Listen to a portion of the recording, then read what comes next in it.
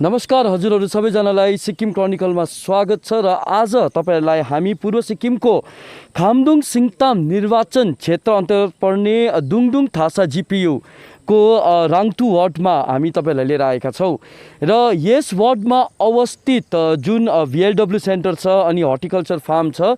अब यो horticulture farm र VLW सेन्टर बन्द गरिँदैछ भनेर यहाँका गाउँले वासीहरू धेरै नै चिन्तित अनि दुखी हुनुहुन्छ र किन बन्द हुँदैछ म तपाईहरुलाई विस्तृत रूपमा म जानकारी दिन चाहन्छु।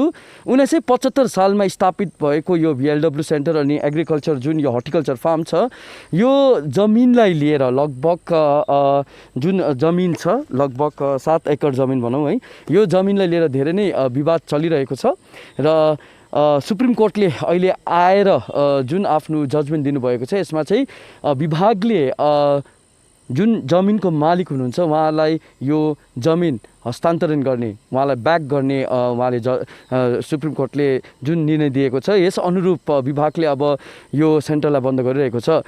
तर यस गाउँका जति पनि गाउँवासीहरू हुनुहुन्छ, कृषकहरू हुनुहुन्छ, उहाँहरूले सरकारलाई निवेदन गरेका छन् कि यही गाउँमा उहाँहरूले जुन जमिन दिनुहुन्छ है, उहाँहरूले सरकारलाई जुन जमिन दिनुहुन्छ त्यो जमिनमा चाहिँ यो VLW सेन्टर अनि यो जुन एग्रिकल्चर फार्म छ यो हर्टिकल्चर फार्मलाई चाहिँ त्यहाँ स्थापित गरिदिने उहाँहरूले निवेदन गरेका छन्। र तपाईलाई म जानकारी गराउन चाहन्छु कि यसै विषयलाई लिएर हामीले यस गाउँका गाउँवासीहरू भयो, कृषकहरू भयो, उहाँहरूसँग कुराकानी गरेका छौं र तपाईहरुलाई यो पनि अर्को जानकारी गराउन चाहन्छु कि यस जुन सेन्टर छ यस सेन्टरमा 37 जना कर्मचारीहरू हुनुहुन्छ जसले यसलाई अहिलेसम्म सञ्चालन गर्दै आइरहेका छन् र यस विषयलाई लिएर हामीले हर्टिकल्चर डिपार्टमेन्टका सेक्रेटरी मिस्टर MT शेर्पासँग कुराकानी गर्यौं अनि उहाँले पनि हामीलाई यो कन्फर्मेसन दिनुभएको छ कि अब चाँडै भन्दा चाँडै विभागले जमिन घर मालिकलाई हस्तान्तरण गरिदिने र उहाँले भन्नुभएको छ कि फर्दर यो जुन सेन्टर्स छ यो सेन्टर्स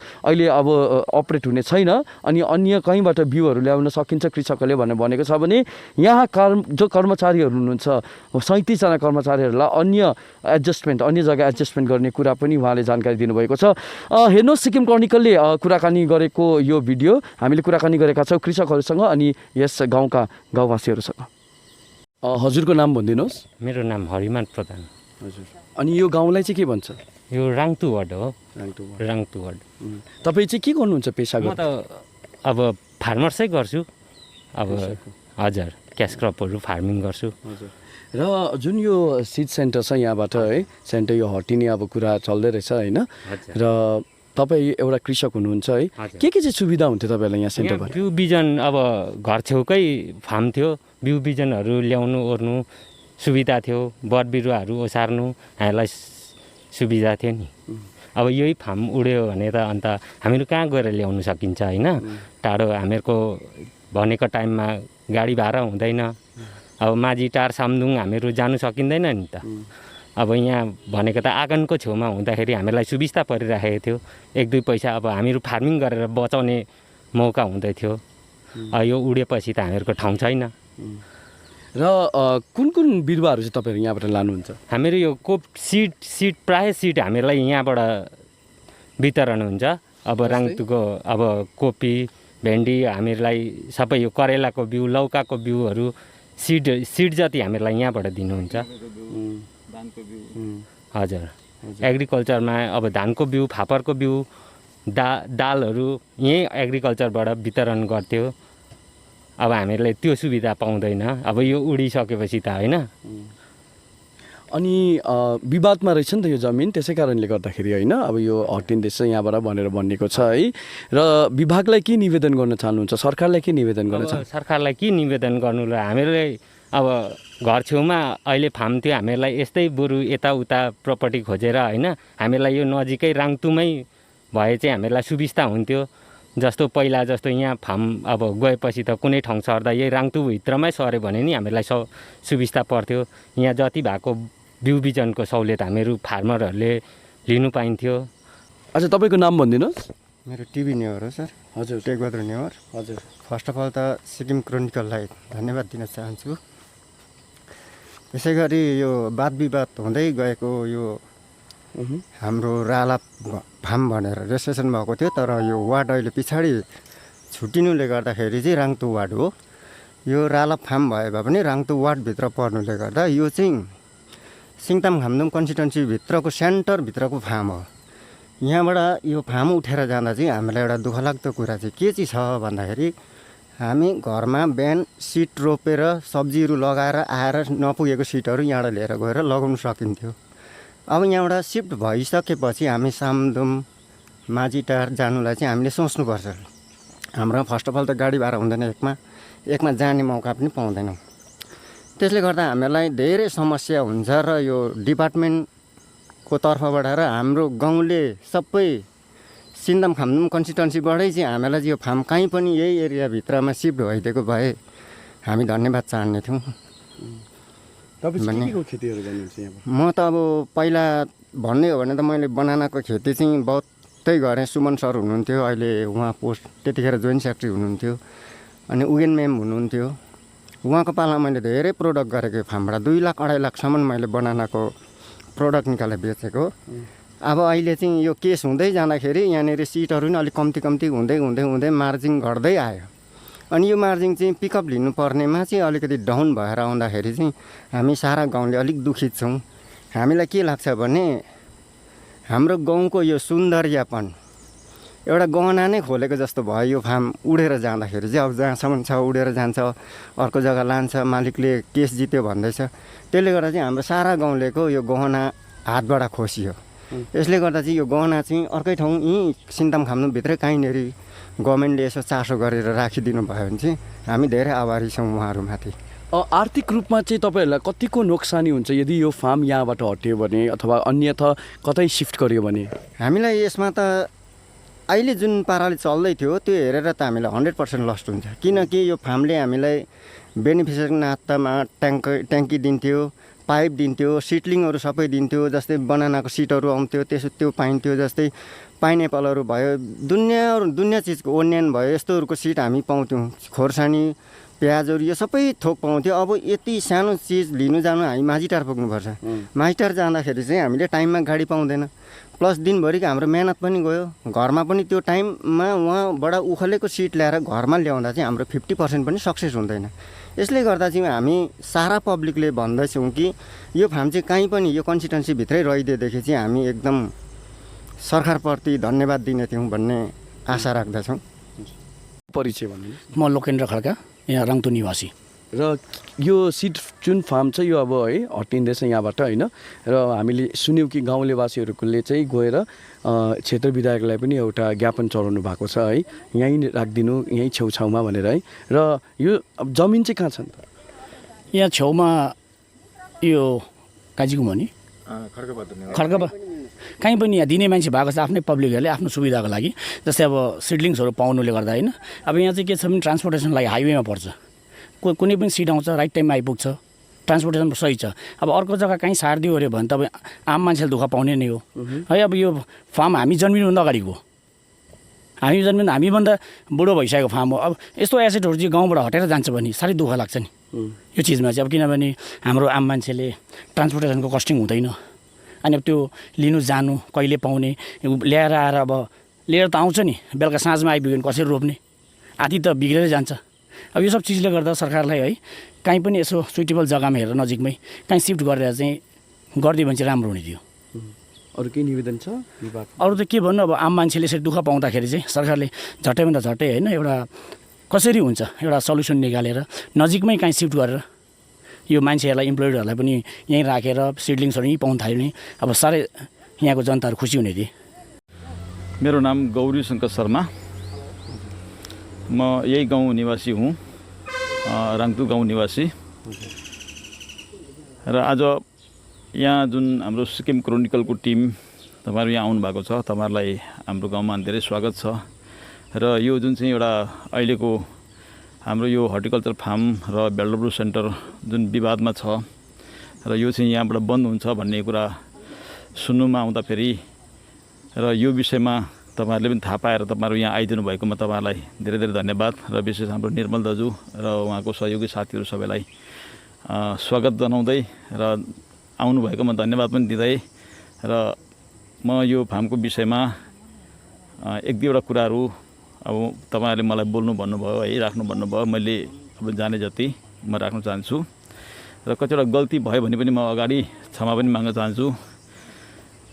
र विशेष यो फार्म 1975 सालमा जब सिक्किम एउटा देशबाट राज्य भयो र राज्य भएपछि यहाँ भएका किसानहरूलाई एउटा एग्रिकल्चर डिपार्टमेन्टको माध्यमबाट हाम्रो मान्छेहरूलाई कसरी खेती प्रणालीमा जुन एउटा हाम्रो ट्रेडिसनल खेती प्रणाली थियो त्यसलाई अलिकति आधुनिकीकरण गरेर र नयाँ नयाँ चिजको उत्पादनहरू कसरी गर्ने भन्ने विषयमा यो फार्म इस्टाब्लिस भएपछि यहाँबाट धेरै कुराको सपोर्ट थियो हाम्रो मान्छेलाई। खेती गर्ने मान्छेहरूले जस्तै एउटा सिम्पल कुरा भनौँ भने पहिला हाम्रो ठाउँमा मान्छेले प्याजको खेती गर्नु जानेको थिएन, कोपीको खेती गर्नु जानेको थिएन र यस्तो धेरै खेतीहरू थियो जो चाहिँ हाम्रो मान्छेको ट्रेडिसनल खेतीभित्र आउँदैन थियो। त्यो कुरा चाहिँ यहाँको मान्छेले यही फार्मको माध्यमबाट धेरै नलेज पायो, धेरै शिक्षा पायो, धेरै अवेरनेस पायो र धेरै इन्करेज पनि पायो र आज हाम्रो गाउँ एउटा सब्जीको खेतीको रूपमा परिचित छ। धेरै मान्छेहरूले सब्जी खेती र यसो फलफुलको खेतीहरू गरेर गुजारा गरिरहेछन् र त्यसको मुख्य माध्यम चाहिँ यो फार्म हो। र तत्कालीन त्यति बेलाको सरकारले जुन कुरा सोचेर यो फार्म बनाएको थियो र सुरु गरेको थियो र आज 45-46 वर्षको पछाडि अचानक यो फार्म चाहिँ जमिन मालिकले आफ्नो जमिन वापस दिँदैछ अरे भन्ने सुन्नुमा आउँदाखेरि हामीलाई हाम्रो गाउँको एउटा एसेट, एउटा सम्पत्ति यसरी गुमाउनु पर्दा र हाम्रो मान्छेहरू जसले यहाँबाट जुन सपोर्टहरू पाउँदै थियो त्यो अब पाउँछ पाउँदैन, पाउँदा कसरी पाउने भन्ने विषयबाट हाम्रो मान्छेहरू सबै दुविधामा छन्, सबै अन्योलमा छन्। सबै हाम्रो गाउँ अब यो राङतु मात्रै होइन, राङतु, रालाप र खामदुङ कन्स्टिचुएन्सीदेखि लिएर गएको आजको तुमिनलिङ्गी क्षेत्रमा जुन चाहिँ सिङ्गबेल, माखा, 10 माइल, पातुक, चाँदे यी जम्मै ठाउँमा यहाँबाट धेरै धेरै सपोर्ट पाउँथ्यो।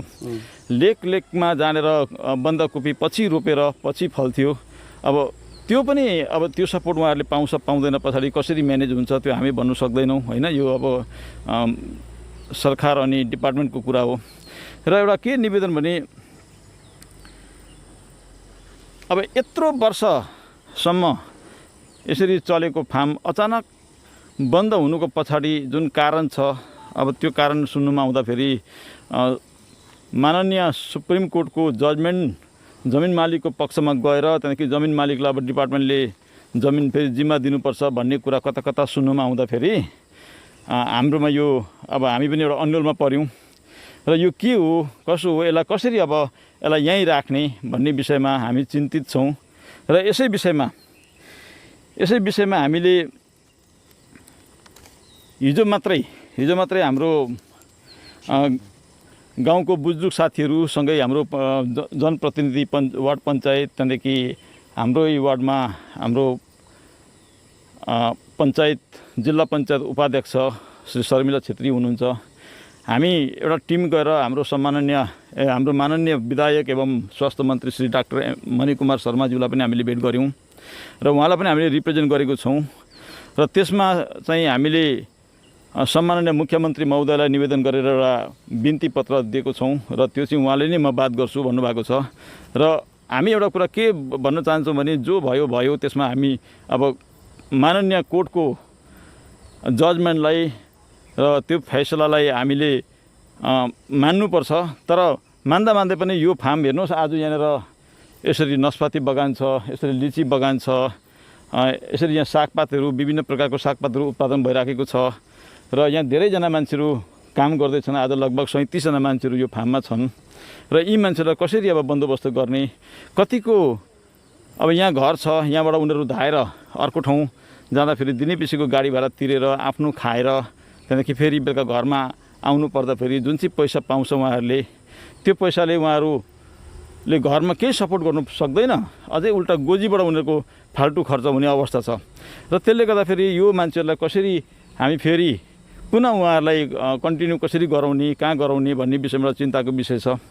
कतिजना मान्छेहरू बिचरा उहाँहरू एमआरमा काम गर्दा बुढो भएर अब 2-4 वर्ष उहाँहरूको रिटायरमेन्ट हुने टाइम होला। अब ती मान्छेहरू बाहिर कसरी जाने, कति त बिचरा रोगी पनि छन्, बिमारी पनि छन्, डेलीको दबाई खानुपर्छ र ती मान्छेलाई अब यहीँ कसरी राख्ने, कहाँ राख्ने यो विषयमा पनि सरकारले विभागले सोच्नुपर्ने छ। र यो कुराहरू भयो। र एउटा निवेदन के गर्न चाहन्छु भने हामी अहिलेको जुन वर्तमान सरकार छ यो सरकार एउटा निर्णायक सरकार छ र हरेक कुरामा एउटा उचित र एउटा पारदर्शी निर्णय गरेर काम गर्ने सरकार हामीले सिक्किममा पाएको छौँ। र जस्तो प्रकारले एनआइटी जस्तो एउटा मुद्दा थियो खामदुङमा, त्यो मुद्दा 2011देखि हामी पछि लाग्दा हामीले सबै जमिनको बन्दोबस्त गर्दा पनि 2019 सम्ममा आउँदा पनि त्यो फैसला भएको थिएन, त्यो विवादमा थियो। तर यो नयाँ सरकार जुन सिक्किम क्रान्तिकारी मोर्चा पार्टीको सरकार आएपछि एकै वर्षमा खामदुङमा एनआइटी जस्तो एउटा शिक्षाको एउटा महान संस्थान यहाँ इस्टाब्लिस गर्ने निर्णय गरेको छ। र त्यसले गर्दा यो सरकार हरेक काममा स्पष्टवादी छ।